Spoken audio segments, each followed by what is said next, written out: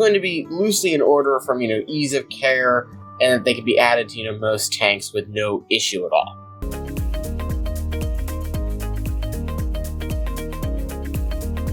So for number 10, we have probably one of the most widely accepted best algae eaters that we can get, the Siamese algae eater. It even has algae eating in its name. This is just at the bottom of the list because while it is a wonderful cleaner to the algae in our tanks, they do get bigger than people might think.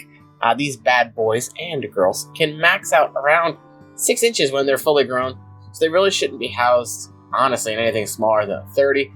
I kept mine in a 20 and moved it to another tank just when I had different algae problems going on. Now, they do take a wide range of things. Temperature-wise, they can go from 74 upwards of 80, and pH anywhere from 6.5 to 7.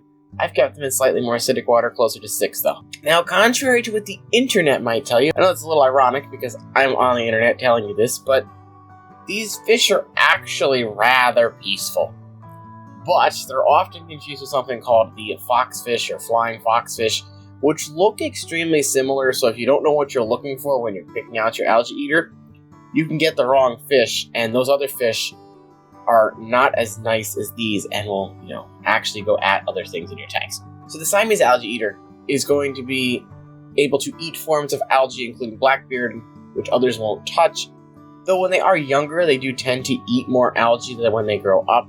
So as they get older, you will have to supplement their food with a wafer or pellet, just enough to make sure they get enough food in their diet to where they're not going to starve to death on you.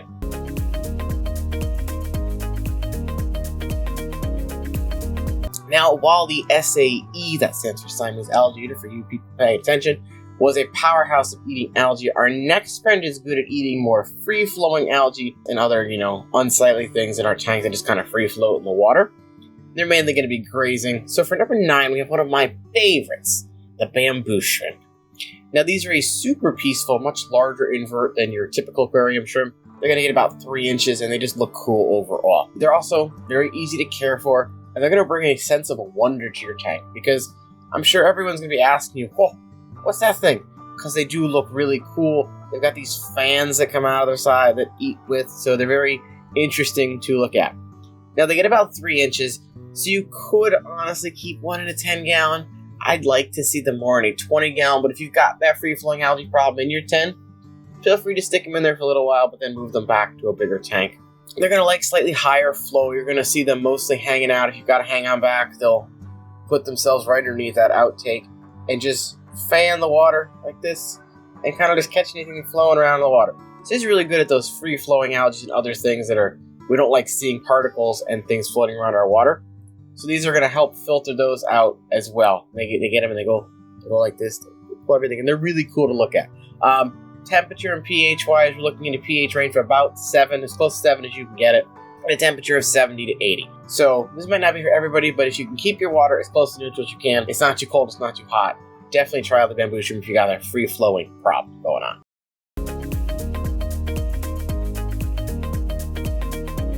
Now, coming in for number 8, we have another interesting looking fishy. We've got the HILLSTREAM loach. Now, I'm just going to classify the HILLSTREAM loach as the HILLSTREAM loach.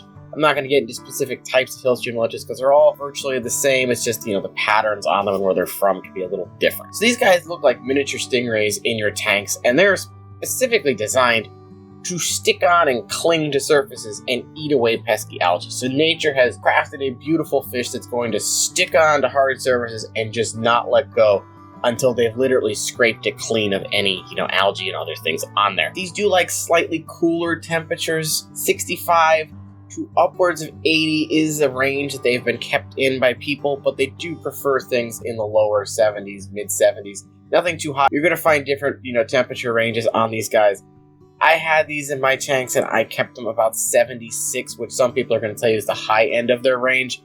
So definitely lower 70s to upper 60s is where these like to be. But people have kept them in, hotter temperatures. Now, these guys are going to cling to your glass, your driftwood, your rocks, your plants, and just clean. They're just going to stick on there and clean and clean and clean until there's nothing left. Now, while these are amazing algae eaters, I did put them lower on the list simply because they can have issues with there not being enough algae in the tank, and then they can, starve to death. So, to make sure you don't lose your HILLSTREAM loaches, you need to make sure you feed them soft algae foods like rapashi. they can have a hard time eating certain wafers and pellets because of the way their mouths are designed. So rapashi is the second best thing you can give them aside from algae. A lot of people will stick rocks in a cup of water, let it soak in the sun, and put that in their tank so they have food. But if you have a constant supply of algae in your tank and you've only got 1 or 2 of these guys, if you're not noticing them eating it too rapidly, then you'll be fine to keep them in your tank and not have to supplement their food.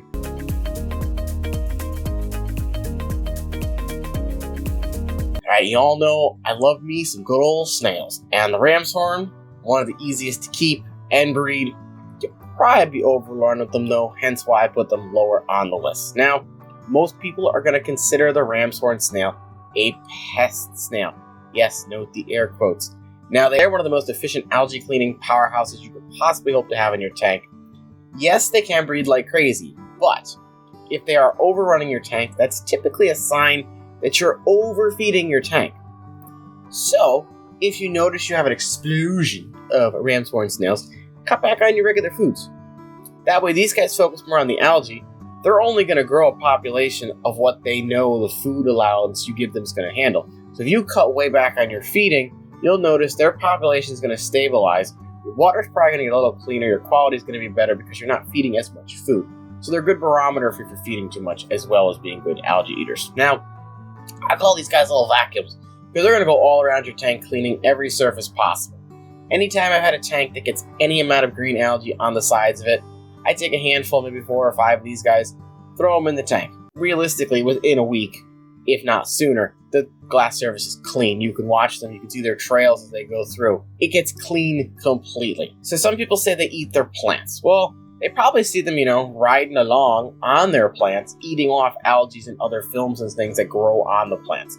They typically are only going to eat dead plants like most snails. There's actually only a handful of species of snails that will eat healthy plants. The ramshorn is not one of them. They're only going to be eating dead, decaying plants or anything that's growing on your plants that you don't quite frankly want on there anyway because it'll starve your plants. Now for these guys, for a pH, you're typically going to want to keep it around the neutral side and for a temperature range anywhere from 70 to 80. Now, I have kept mine in tanks of pH of 6, 6.5. As long as you make sure there's enough calcium in your water or you're supplementing a food with calcium in it or you're putting in like a handful of crushed coral or some cotton bone or something they can use calcium to reinforce their shells with.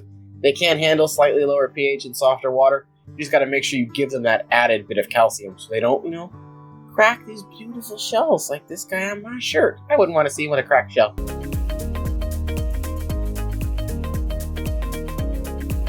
Now, some people might be upset that I didn't put the OTOCINCLUS higher up on this list. Now, while they may be one of the best algae eaters out there, they also come with their own set of problems. Now, that problem typically comes in the form of they are malnourished when people buy them at stores, so they die soon after you add to your tanks. So when you're going to pick these out, look for their stomachs to not be, stuck inward. If you notice them where their stomachs are sucked in, don't get them because chances are they've been so underfed, they're just going to pass away shortly after you add them to your tank. So that's why I put them lower on this list than some people might want to see them. So autos, in fact, are one of the most efficient, speedy things at cleaning algae in our tank, but they are so good that they can often clean tanks so fast and so well, they starve themselves to death. Same problem we had before. So you're going to want to try and supplement the algae in your tank with some type of algae wafer, vegetables, or other algae supplements. Some things like rapashi. Again, like the HILLSTREAM loaches, what a lot of people do is they will take rocks, put them in a cup of water, let them sit in the sun, and grow algae and throw them back in. I know it's a little counterintuitive to add algae to your tank when you're looking for somebody to eat algae. But if you want to keep a good population of autos, that's one of the things you're going to have to do. So autos are a prime example of why you simply should not buy an animal to solve a problem. Because you got all this algae in your tank. Okay, I'm going to go get 6 autos. You get those autos. Oh, hey, they cleaned all the algae. But then you're going to notice, my autos are dying. What's going on? So if the algae doesn't grow back fast enough, they will sadly die. So make sure you're giving this some other food. Now, other than food issues, these guys are an adorable little fish. They're relatively easy to care for. It's just that one food problem. They accept a pH range of anywhere from 6 to 7.5. And then a temperature range of about 70 to 80.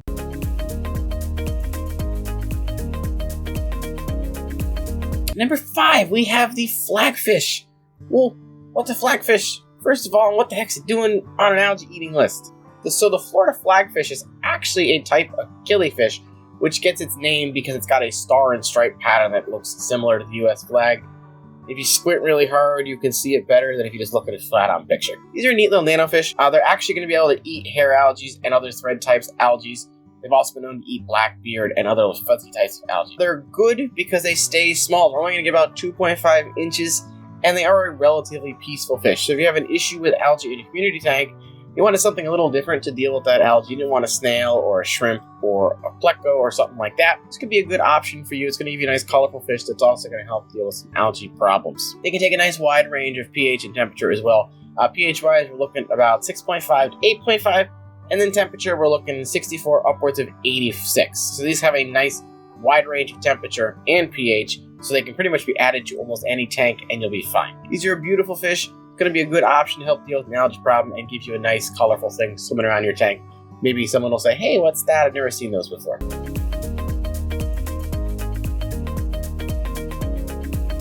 Now, in the race for the top spot, we actually have mollies. Now, similar to the flagfish, you might be asking, well, why is a live bearer making the list for an algae-eating fish? Well, that's because I have personally witnessed my mollies eating algae my other fish wouldn't go near. And I was amazed by, the fact that these guys were actually eating algae. I figured I would share this information with you all. Their jaws are more flat, so they're good at grasping. And a lot of time you'll find them just grazing on any flat surface, your plants, your driftwoods, anything they can get on, they're going to be taking that flat grasping mouth and just going to town grazing, kind of like a cow. Mollies are like the cow of your tank. They just constantly graze and look for anything they can eat. Blackbeard algae, hair algae, brown algae, I've seen them eat that off of most everything in my tank. Now, of course, algae is not the only main thing in their diet. In fact, it's probably lower on the list. But because I've seen them eat various types of other things that didn't touch, I wanted to share this with you. So you're going to want to give them a flake or a pellet, something else. But I think their taste for algae is a hidden secret in the aquarium trade, so I wanted to let you guys know. Now, they do get bigger. Typically, we're going to see these get about 4 or 4.5 inches long, but depending on their genetics, they can be smaller, down to 2, or some get upwards of 6, 6.5. It all depends on the genetics, so just make sure you're looking at specific ones that'll fit your needs. As far as water goes, temp range 72 to 80, pH 6.5, 8.5. If you've got some of these in your tank and you notice an algae problem, cross your fingers. Maybe you've got some that like the taste of algae.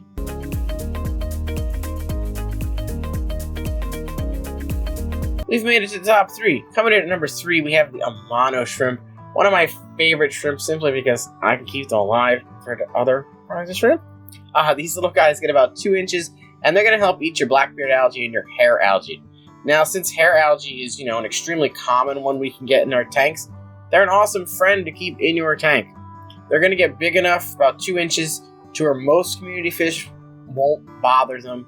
Even some of the bigger ones might, but they are very speedy, so they can get out of there in a heartbeat if they have to. These are probably one of the more efficient shrimp, if not the most efficient shrimp when it comes to eating algae, especially when you compare them to your cherry shrimps, your bamboo shrimp. Cherry shrimp, yeah, they'll graze a little bit, but that's not going to be their primary thing, where AMANOs go in hard on these algae, and they'll just sit there and eat it up like pasta. So it's cool to watch them eat algae. For parameter-wise, if you're a fellow acidic water haver like I am, they do like a pH of 6.5 to 7.5. I kept them in tanks down to 6. They did fine. Temperature range 72 to about 78. But they are adaptable, so you have some wiggle room and playroom there as well.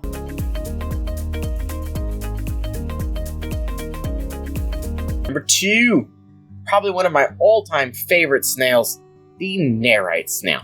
Now, the NERITE snail is an amazing snail at taking care of pesky algae, and unlike the RAMSHORN snail and other snails in this hobby, they can't breed in fresh water, so you'll never have to worry about being overrun with them, which is a beautiful, lovely thing that happens with these snails. Now, these snails eat every type of algae known to the aquarium trade, and they'll even eat the tougher types of algae, like that green spot algae that gets caked on there, and it's a pain to get off. So they're going to get on there, and they're going to use their lovely little mouths, and they're going to go along and scrape all that pesky algae off for you. They do work relatively quickly as well. So for tank parameters, we're looking at a pH of 6.5 to 8.5, KH range about 12 to 18.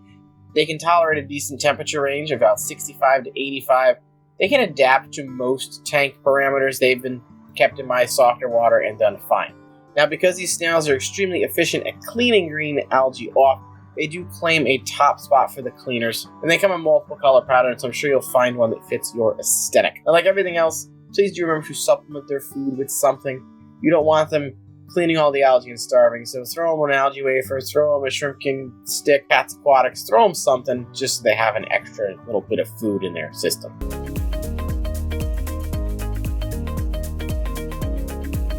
And coming in for the top spot for algae eaters and being a great addition to almost any aquarium, we have the bristlenose pleco. Now, why the bristlenose over other pleco? Well, a couple reasons. First, they get a normal size, they're not going to get humongous, and they're not going to be teeny tiny where you can never see them. They're also freaking cool to look at. With all those whiskers, you're going to turn some heads and people are going to be like, what's that? Which makes the bristlenose pleco a great addition to most any aquarium.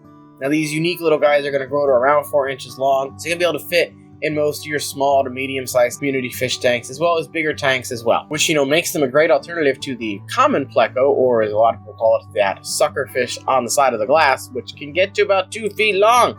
So if you're looking for a pleco that gets unique looking, definitely go with the bristlenose. They come in a couple different kinds as well. Plus, they have an impressive algae eating ability as well. So in addition to them being great algae eaters, they're also that conversation starter.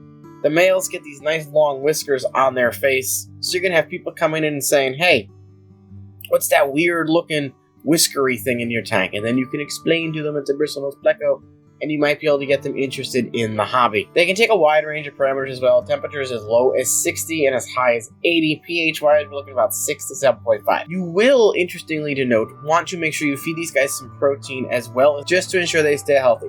So something like a sinking pellet or wafer. Give them a bloodworm every now and then. Throw a cube of frozen bloodworms in there. You'll actually be surprised these guys are going to gobble it right up. They'll be happy little campers for you. Well, there it is. My personal top 10 algae eaters that I've had success with in my tanks. I hope this list helps you and makes you find maybe a new fish companion you didn't know you needed, but you now do want one. Please remember that while these animals like eating algae, they do still require other foods as well. Because would you just want to eat the same meal for your whole life?